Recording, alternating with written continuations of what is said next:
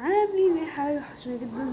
النهارده جايين لكم نتكلمكم عن ماتشات منتخب مصر الأولمبي في بطولة الأولمبياد. طبعا عايزكم يعني ايه تتفاعلوا معانا، ويعني ايه تجيبوا وتجيبوا وخلوا الفيديوهات ده يوصل مشاهدات عالية، ان الفيديو اللي فات ما اتخدش حقه خالص، ودي حاجة زعلتني جدا. فيعني لو سمحت من حضراتكم يعني ايه تعملوا لايكات ومشاهدات وكده عشان تكونوا ناس جدعان كده، والدنيا فل فل وعسل عسل. احنا طبعا هنتكلم اولا عن ماتش منتخب مصر واسبانيا. طبعا ايه يعني احنا انا كعادة كنت توقعاتي ان احنا هنلعب 0-0، هنخسر 1-0 وكده، تمام.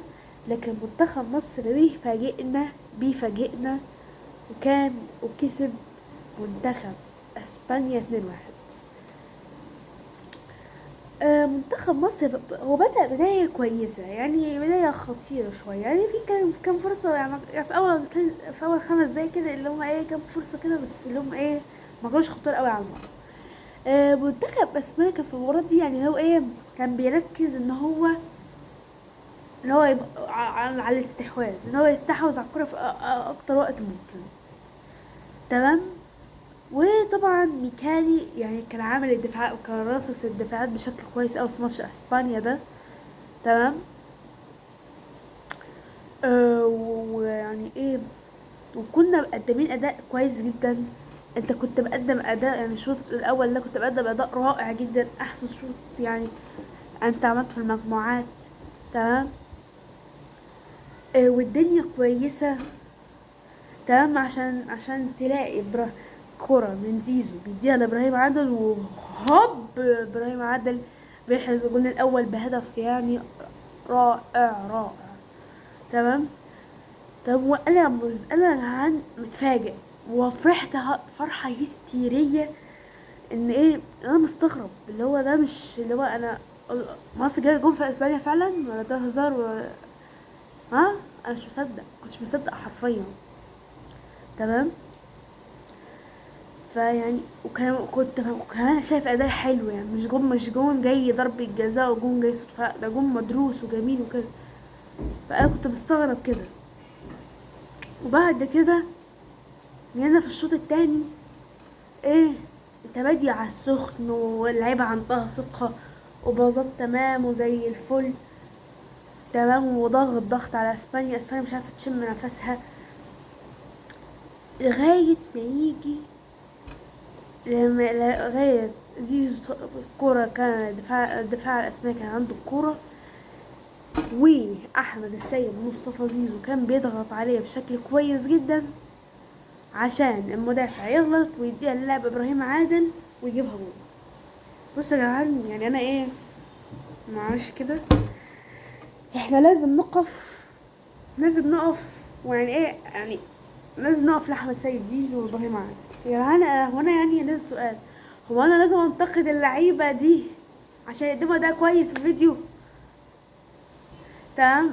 فعلا يعني ايه يعني فعلا احمد سيد زيزو وابراهيم عادل هم من احسن لعيبه المباراه دي، تمام. وانا مبسوط لهم جدا جدا جدا جدا من قلبي بامانه.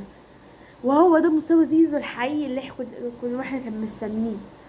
طبعا في الدقيقه 70 80 ايه انت اللي هو ايه ضعفت شويه بدنيا، اسبانيا بقت تعمل خطوره عليك، وانت بتروح بالمرتدات يعني حرفيا كان كذا كرة ضيعتها كانت ممكن تكسب 5-6 عادي، تمام. ما بهزرش فعلا في الفرص اللي عملها منتخب مصر الأولمبي. طبعا بينتهي المباراة بفوز منتخب مصر 2-1 على اسبانيا. نيجي على ماتش منتخب مصر وباراجواي. بص يا باشا، بصراحة الشوط الأول انت قدم أداء زبالة صراحة. يعني أنا قلت منتخب مصر هينزل هو الخطير، هو اللي بيباظ، هو اللي بيمتلك الكوره، هو اللي بيعمل هجمات خطير. لكن انا بفاجئ، يعني انا ايه يعني اول 5 دقايق باراجواي اللي عمل خطوره عليه، قلت خلاص مصر هتفوش بعد كامل الهجمة دي. رحنا الدقيقة رحنا على أول ربع ساعة، لا باراجواي ماسك علينا، ماسك عليه الكورة، وهو اللي منع خطر. واللاعب وبالذات اللاعب انسيسو، لاعب منتخب باراجواي، تمام. وجعان معلش، هو مين حكم المباراة ده؟ يعني حكم المباراة سيء بطريقة مش طبيعية بجد، بأمانة سيء جدا. انا حرفيا انا انفعال كبير، اللي هو اتعصبت قوي. انت انفعلت جامد، اساله بابا او ماما، فعلا انفعلت جامد قوي. عارف انت، انا مش بنفعل على الحكام كده على فكره، بس فعلا الحكم سيء جدا. لعيبه باراجواي دخل تكسير في مصر، واحنا بس نعمك نلمس اللاعب، لاعب يحسب لهم فاول وثلاث سنين حبس للعيبه منتخب مصر فعلا. وادائنا ما كانش كويس خالص في الشوط الاول، تمام. الا للامانه 3 4 فرص هم كانوا خطيره، 3 فرص خطيره، بس كانت في الشوط الاول. فرصه محمد شحاته اللي شاطها، بس يعني كانت محتاجه دقه وكانت محتاجه قوه شويه. هي كانت سريعه بس كانت محتاجه قوه وسرعه اكتر من كده، تمام. وغير كده كمان برضو، غير كده كمان يعني انت كنت اداءك وحش جدا. انا استغربت جدا وكنت زعلان. الحاجه الوحيده اللي كانت مفرحاني تصديات حمزه علاء، تمام. وكمان يعني تصديات حمزه علاء اولا، وغير كمان انا كنت طالع بالكلين شيت. دي كانت الحاجه الوحيده اللي عدله في الشوط الاول. الشوط التاني يعني ايه اتحسنت، يعني واحده واحده واحده واحده بقيت اتحسن.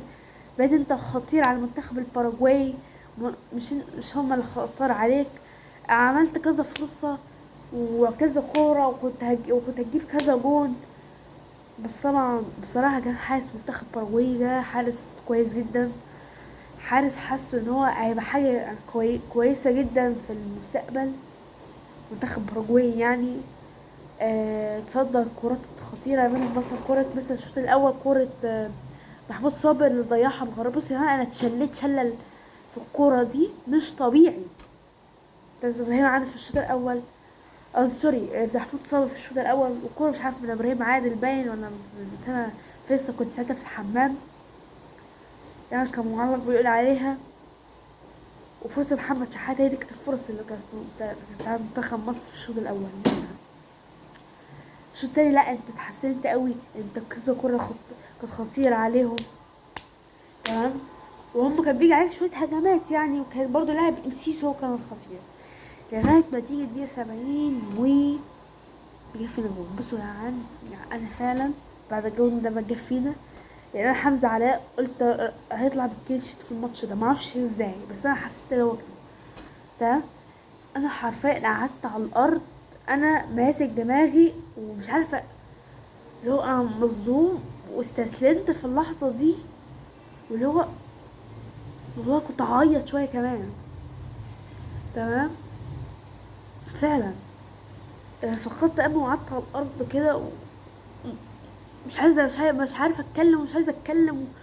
واللي هو ايه، اللي هو منتخب مصر منتخب جميل يعني، منتخب مصر الاولمبي عامل اداء حلو قوي، وخساره اللي ان هم يخرجوا وعندهم جرينتا وروح وكده، تمام.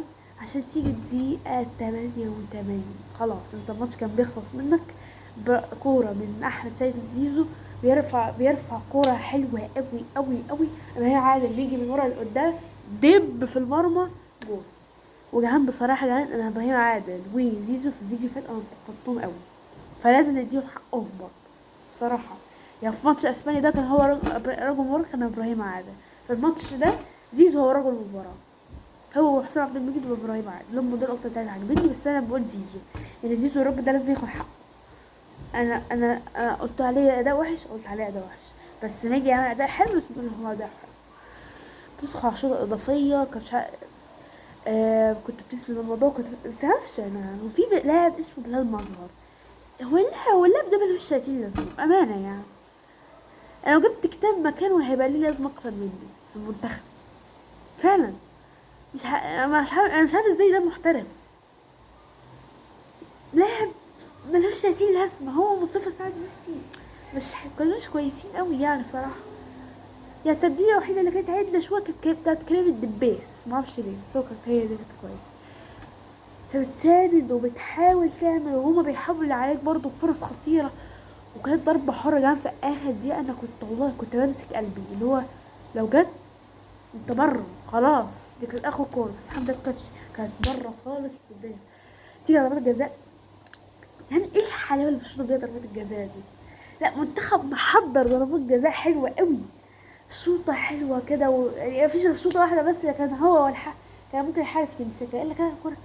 شوطه شوطه حسام عبد المجيد. وحسام عبد المجيد ده يا جدعان برضه من الناس اللي لازم نديها حقها فعلا. لاعب رائع جدا.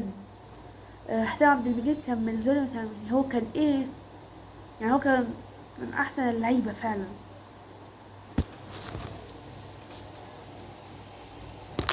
تمام.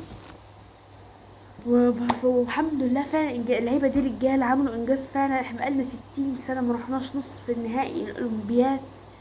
بشكر ربنا. اللعيبه كانت رجاله، اللعيبه كلها من اللي عملوا عليهم. اه كان الشوط الاول بس هو اللي كان اداء كان وحش، بس اللي كان بقيه المباراه كانوا كويسين. وببارك لكم وان شاء الله تعملوا جيم كويس قدام منتخب فرنسا. وبارك للشعب المغرب والجماهير منتخب المغرب ان هم صعدوا نصف النهائي. ويا رب يكون نهائي عربي خالص بين مصر والمغرب ونكسب احنا في الاخر. وسلام.